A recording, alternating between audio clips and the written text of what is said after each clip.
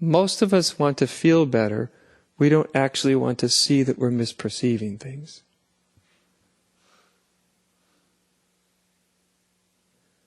But that's the core of spirituality.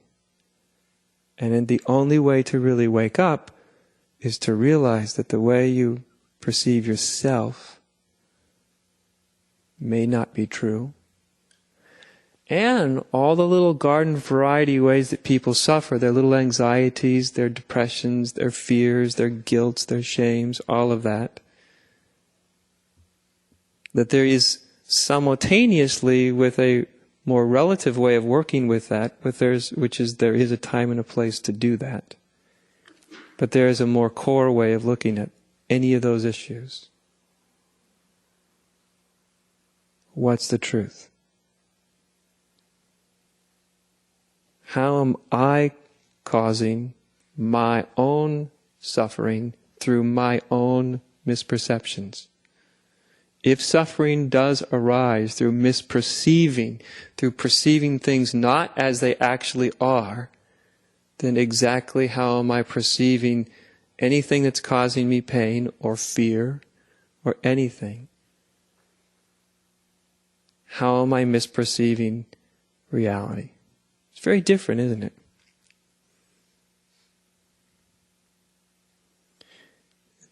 If you find out, if it corrects itself, the result will be you'll feel a whole lot better.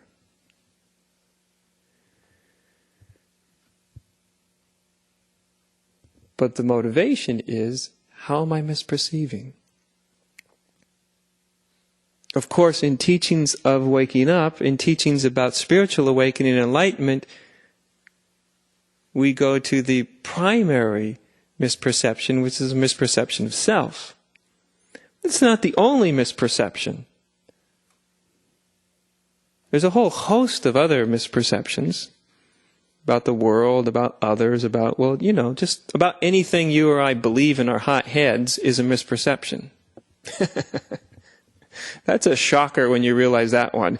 Everything you believe, those things called beliefs that we have and hold very valuable to us?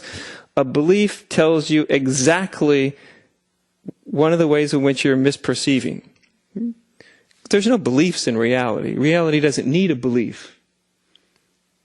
Reality is just the way things are. You don't have to believe in the way things are for them to be the way things are. You have to believe that things are not the way they are in order to perceive things other than they actually are.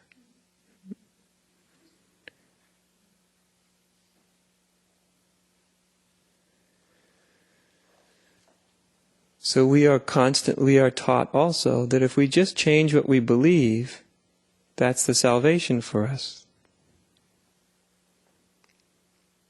There are some beliefs that are less destructive than others, certainly. Some beliefs are more in harmony with reality than others. But there's no such thing as one of them that are actually true. And when we really wake up, you can't miss that.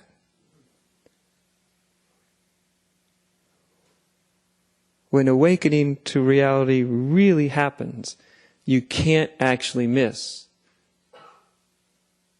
My God, there's no such thing as a true belief. Reality itself is simple, clear, and unitary. There's nothing mysterious about it. The mystery all has to do with misperception. Boy, when we start misperceiving, things are very mysterious. Very murky. Lots of shades of gray, But when we really start to wake up from our misperceptions, we realize reality isn't mysterious.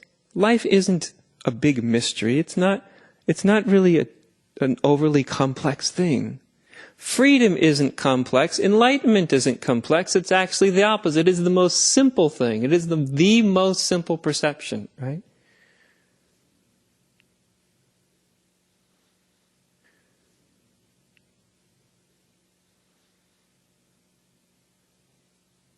So I want to help people not only to see spiritual inquiry, which I talk about, inquiry about what am I, but the viewpoint of inquiry is what's really important. It's really looking at what is true in anything. True about you, true about your perception of another, true about the world, true about God, true about any moment that causes suffering. Once you get the notion, or start to work with the notion, that suffering in any form is caused by a misperception.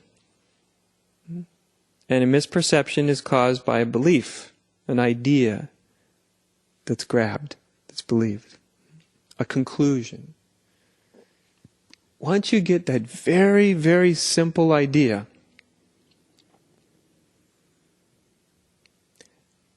the whole way you look at things starts to shift. Because no longer, when you get uncomfortable, are you asking yourself, how do I feel more comfortable? Although, of course, you want to, everybody does.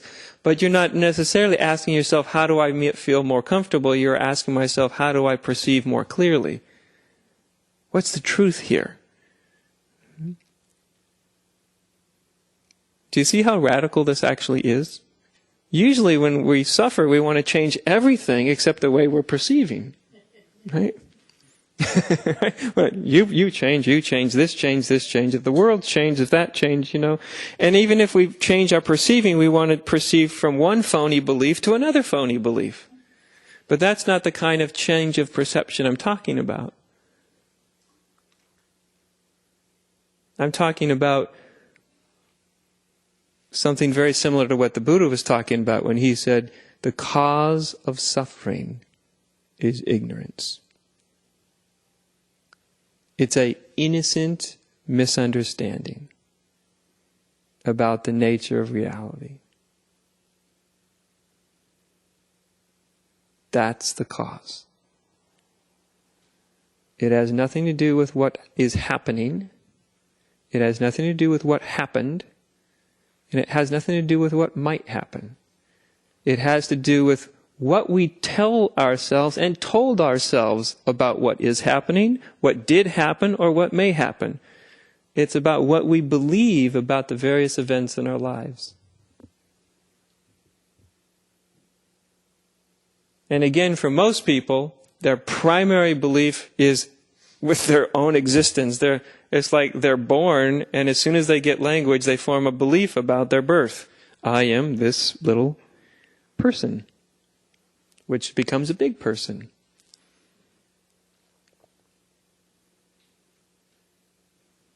But as soon as you perceive not through belief, not through the mind, not through the story, all of a sudden it's simple. It's not so. You and I, we're not limited to a particular person.